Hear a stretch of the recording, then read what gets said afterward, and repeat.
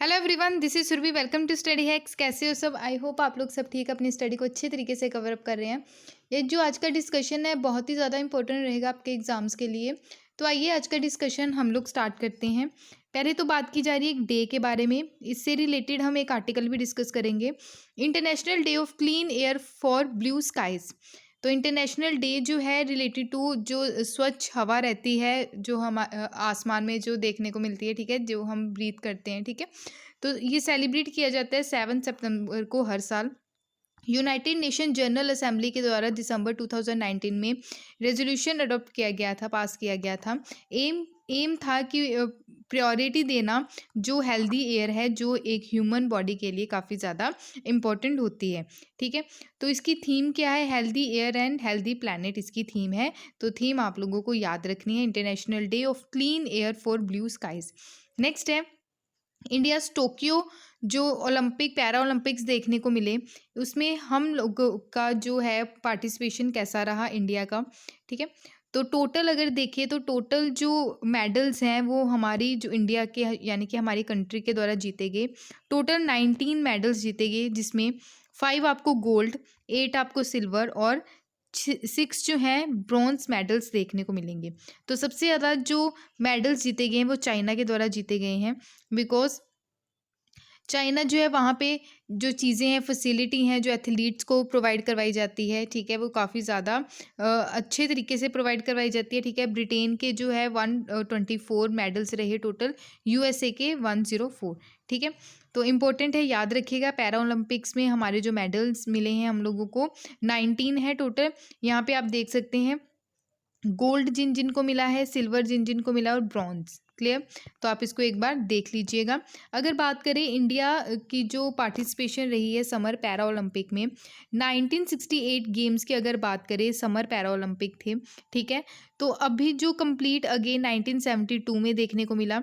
1984 में जो para Olympics में जो हमारा पार्टिसिपेशन नहीं था, कंट्री का जो पार्टिसिपेशन रहा एवरी एडिशन में वो समर गेम्स में रहा।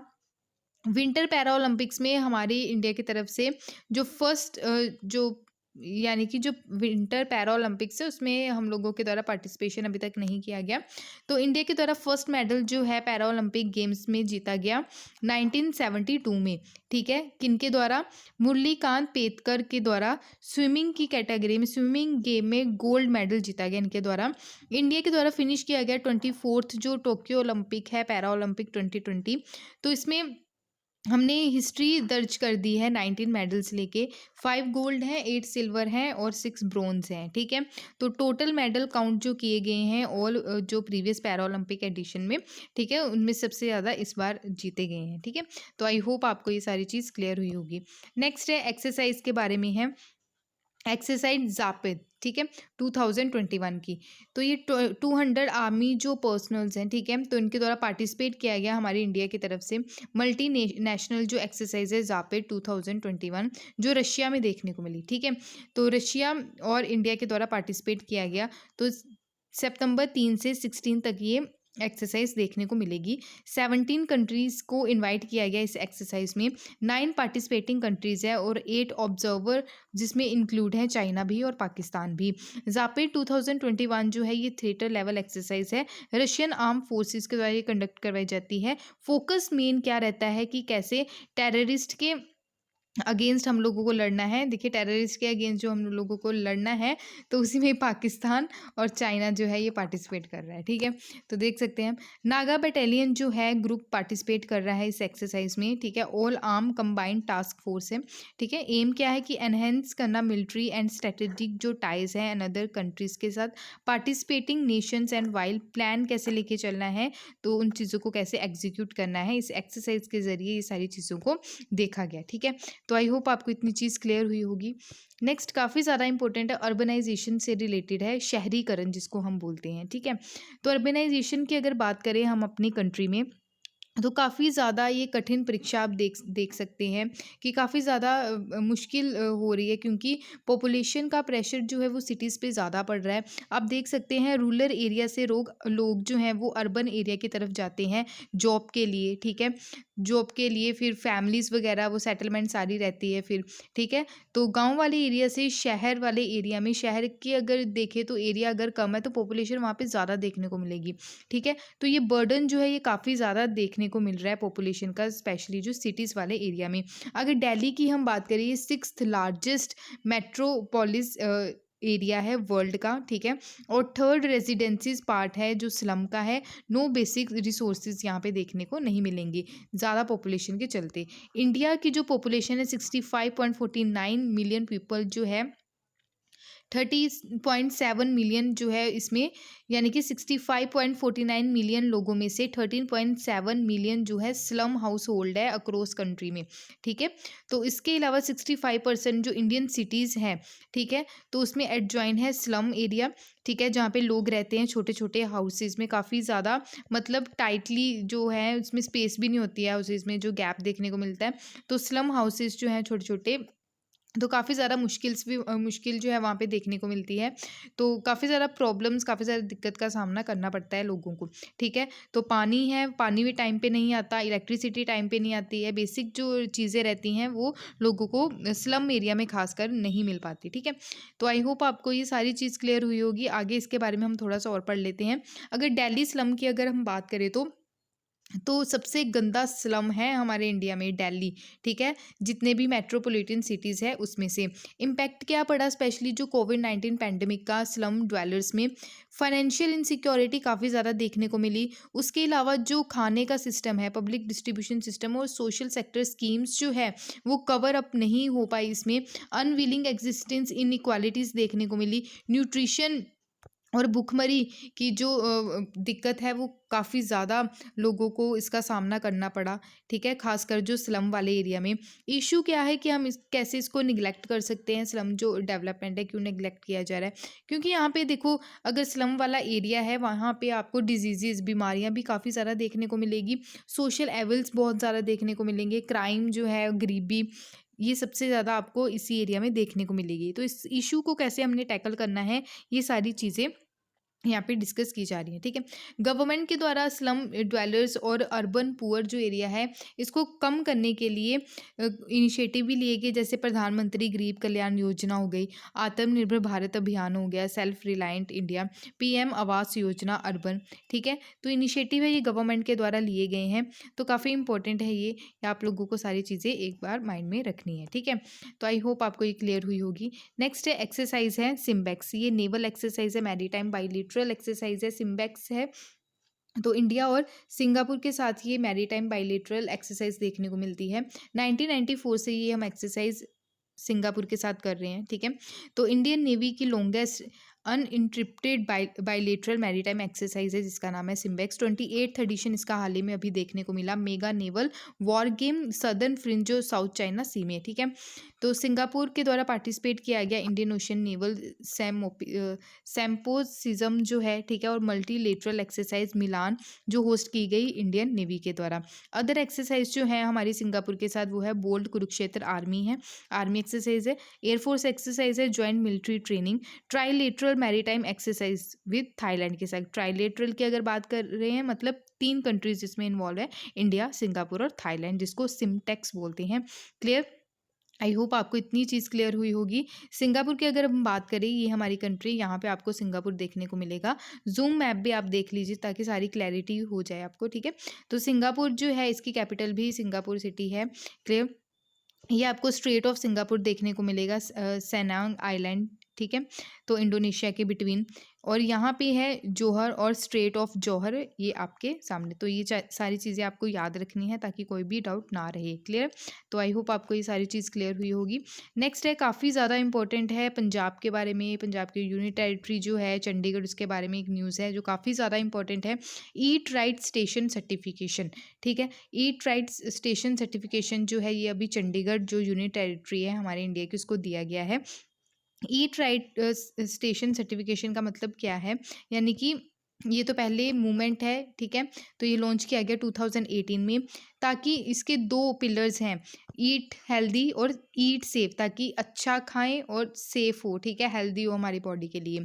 एम क्या है इसका कि सॉल्ट को कम करना, शुगर को कम करना और ऑयल कंजप्शन जो है उसको कम करना 30% 3 ईयर्स में, ठीक है। तो ये जो है ईट राइट मूवमेंट जो है ये चलाया गया, तो ये किसके द्वारा चलाया गया? Food safety and standard authority of India, यानी कि फेसाई के द्वारा।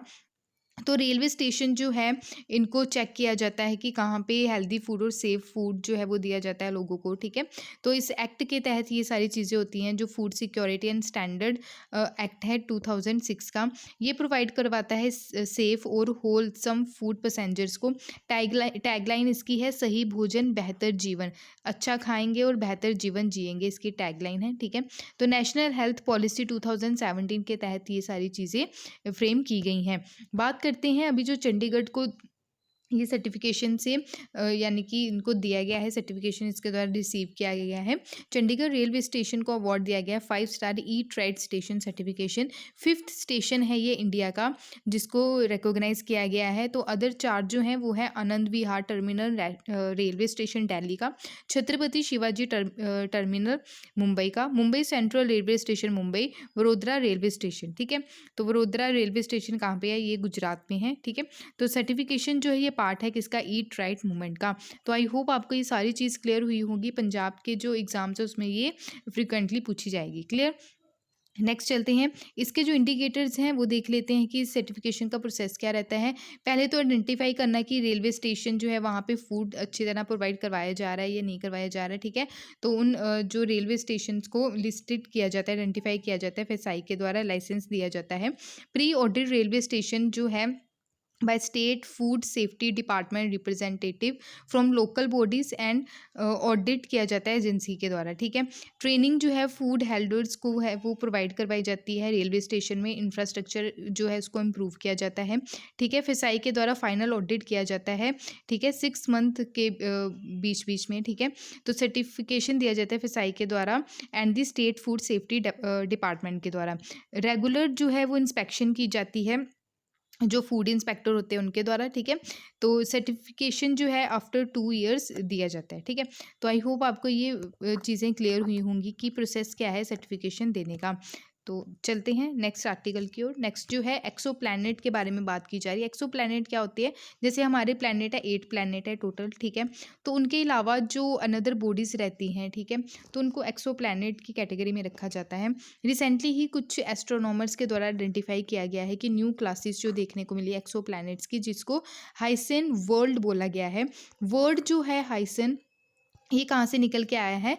हाइड्रोजन और ओशियन, ठीक है। तो हाइसन HY से हाइड्रोजन और CEAN ओशियन, ठीक है। प्लैनेट वाइड ओशियंस हैं, ठीक है। हाइड्रोजन रिच एटमोसफियर यहाँ पे देखने को मिला है, ठीक है। तो ऑल्सो यूनिक है ये, uniquely alien, up to 2.6 time ये बड़ा है हमारी अर्थ से। तो प्लेसेस जो है बिटवीन यानी कि ये पाया कहाँ पे गया है? अर्थ और नेपच्यून और यूरेनियस, ठीक है। तो इसके बिटवीन पाया गया है। एक्सो प्लैनेट जो है ये एक्स्ट्रा सोलर प्लैनेट होते हैं, ठीक है। तो आउटसाइड द सोलर सिस्टम ये पाए जाते हैं।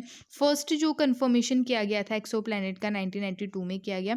मोर देन 4400 एक्सो प्लैनेट जो हैं वो अभी तक डिस्कवर किए गए हैं, जो इसको हम डायरेक्टली टेलीस्कोप से नहीं देख सकते हैं, ठीक है। काफ़ी ज़्यादा मुश्किल होता है ये डायरेक्टली इसको टेलीस्कोप से देखना। यहाँ पे भी आप देख सकते हैं टेरेस्ट्रियल नेपच्यून लाइक है ये, ठीक है। सुपर अर्थ की शेप में है ये नेपच्यून की शेप में है, ठीक है। तो इम्पोर्टेंट है, ये आपको याद रखना है, ठीक है। नेक्स्ट है इंडिया का टॉलेस्ट एयर प्यूरीफायर। कहाँ पे ये सेटअप किया गया है? चंडीगढ़ में किया गया है, ठीक है। तो हमने पहले पढ़ा था कि दिल्ली में क्या किया गया है? पोल्यूशन से रिलेटेड जो स्मोक टावर है उसको वहाँ पे लॉन्च किया गया है, ठीक है, इस्टेब्लिश किया गया है। तो इंडिया का जो टॉलेस्ट एयर प्यूरीफायर है ये इनोग्रेट किया गया चंडीगढ़ में। ओकेज़न किस पे? जो इंटरनेशनल डे है clean air for blue sky, ये हमने स्टार्टिंग में डिस्कस किया था, ठीक है। तो अर्लियर जो है अगस्त 2021 में फर्स्ट स्मोक टावर जो है वो इनोग्रेट किया गया कैनॉट प्लेस, कहाँ पे? न्यू दिल्ली में। ये आप देख सकते हैं एयर प्यूरीफायर है ये, ठीक है। इंडिया का टॉलेस्ट एयर प्यूरीफायर। ये क्या करेगा? एयर को साफ करने का काम करेगा। 24 metre long outdoor air purification tower है ये। कैपेबल है एयर को प्यूरीफाई करने के लिए अराउंड 1 किलोमीटर रेडियस में। क्वालिटी इंडेक्स की अगर बात करें, जो इनहेल जो हम सांस लेते हैं वो यानी कि जो हवा ऑक्सीजन वगैरह जो रहती है, ठीक है, तो प्योर जो हवा होगी वो हम इनहेल करेंगे, ठीक है। तो एयर प्यूरीफायर जो है स्ट्रक्चर डिज़ाइन किया गया है लार्ज स्केल एयर प्यूरीफायर, जो रिड्यूस करेगा एयर पोल्यूशन के जो पार्टिकल्स रहते हैं। चंडीगढ़ जो है ये one of the non attainment city है हमारी कंट्री में, जो according to national clean air programme के अकॉर्डिंग, ठीक है। नेक्स्ट है, काफ़ी ज़्यादा इंपॉर्टेंट है ये इनका नाम क्या है, इनका नाम है वी ओ चिदम्बरम पिल्लाई, ठीक है। तो रिसेंटली ही प्राइम मिनिस्टर के द्वारा ट्रिब्यूट पे किया गया है वी ओ चिदम्बरम पिल्लाई को। रिसेंटली ये फ्रीडम फाइटर थे, तो इनकी अभी हाल ही में 150th बर्थ एनिवर्सरी सेलिब्रेट की गई है। आपको बस ये याद रखना है, जिसकी 100 की गई है, 150 की गई है, 200 सेलिब्रेट की गई है, 500 सेलिब्रेट की गई है, ठीक है। तो ये चीज़ें आपको याद रखनी है, ठीक है। तो अभी इनकी 150th बर्थ एनिवर्सरी सेलिब्रेट की गई। इनको पॉपुलरली किस नाम से पुकारा जाता था, कैप्लोथलिया तमिलियन, ठीक है, और शैकी जूथा सैमल, ठीक है। नाम थोड़े डिफ़िकल्ट हैं ये, ठीक है। तो इन वी ओ चिदम्बरम पिल्लाई जो है, इनका जन्म हुआ था 5 सितंबर 1872 में, यानी कि टीचर्स डे वाले दिन, ठीक है। एमिनेंट लॉयर थे ये, ठीक है। और एमिनेंट लॉयर जो हैं, ठीक है, ओलगंथन पिल्लाई और परमई अमाई, ठीक है। तो तमिलनाडु में इनका क्या हुआ था, जन्म हुआ था। ग्रेजुएट इन्होंने तूतीकोरिन में की, ठीक है, इतना याद नहीं रखना है आपको, ठीक है। जो लॉ स्टडी इनके द्वारा की गई आफ्टर जो ताल्लुक ऑफिस लॉ स्टडी कंप्लीट करने के बाद ये ताल्लुक का जो ऑफिस है क्लर्क की नौकरी इनके द्वारा की गई। तो फिर 1905 में इनके द्वारा पॉलिटिशियन बने, ठीक है, पॉलिटिक्स में एंटर किया गया जब पार्टीशन ऑफ बंगाल हुआ, ठीक है। तो एंड जब हुआ 1905 का, इनके द्वारा विजिट किया गया मद्रास में। क्लोजर जो था स्वदेशी मूवमेंट, जो इनिशिएटिव किसका था, बाल गंगाधर तिलक का था और लाला लाजपत राय का था, ठीक है। रामकृष्ण मिशन में भी इनके द्वारा पार्टिसिपेट किया गया। और सुब्रमण्यम भारती और मंड्यम फैमिली के कॉन्टैक्ट में ये आए। 1906 में वीओसी के द्वारा मर्चेंट और इंडस्ट्रियलिस्ट टुतीकोरिन और तिरुवेली जो है उसको इस्टेब्लिश करने का आइडिया दिया गया, स्पेशली जो स्वदेशी मर्चेंट शिपिंग आउटफिट थी, ठीक है, स्वदेशी स्टीम नेविगेशन कंपनी, इनके द्वारा क्या किया गया, इसका आइडिया दिया गया, ठीक है। तो इनकी जो डेथ हुई 18 दिसंबर 1936 में हुई। इंडियन नेशनल कांग्रेस ऑफिस जो था तूतीकोरिन, ठीक है, इनकी लास्ट विश थी यहाँ पे टाइम स्पेंड करने की, ठीक है। नेक्स्ट है, फ्रांस के फुटबॉलर है जीन पैरी एडम्स। तो ये आपको याद रखना है इनका नाम, ठीक है। ये फुटबॉलर हैं, ठीक है, स्पोर्ट्स से रिलेटेड थे ये। तो हाल ही में इनकी डेथ हुई है, 39 ईयर की एज में इनकी डेथ हुई, ठीक है। तो total 22 appearance France national football team में इनके द्वारा अचीव किए गए, ठीक है, 1972 से 1976 के बीच, ठीक है। फ्रांस की अगर बात करें, यहाँ पे फ्रांस है, अटलांटिक ओशियन इंग्लिश चैनल जो है बिटवीन फ्रांस एंड यूके के बिटवीन देखने को मिलेगा, क्लियर। तो यहाँ पे स्पेन है, मेडिटेरियन सी, क्लियर। तो आई होप आपको ये सारी चीज़ क्लियर है। यहाँ पे भी आप देख सकते हैं, ये इंडिया और यहाँ पे फ्रांस। नेक्स्ट अगर टॉपिक की बात करें तो वो है एक एक्सरसाइज है, नेवल एक्सरसाइज है, ठीक है। Naval exercise between India and Australia के बिटवीन देखने को मिली, ठीक है। ऑस इंडेक्स बिगेन 4th एडिशन इसका देखने को मिला। बायलेटरल नेवल एक्सरसाइज है ये, याद रखना आपने, इंडियन नेवी और रॉयल ऑस्ट्रेलियन नेवी के बिटवीन, जो सितंबर 6 में कंडक्ट हुई, क्लियर है इतना। आई होप आपको ये सारी चीज़ें क्लियर हैं। ये थे आज के इंपॉर्टेंट करंट अफेयर्स। अगर डाउट होगा तो प्लीज़ अपने डाउट्स को ज़रूर कमेंट बॉक्स में ज़रूर अपने डाउट को क्लियर करने की कोशिश कीजिएगा। टेलीग्राम पे आप इसकी पीडीएफ को ले सकते हैं, इंस्टाग्राम पे भी आप फॉलो कर सकते हैं। Thank you for watching my video. जय हिंद।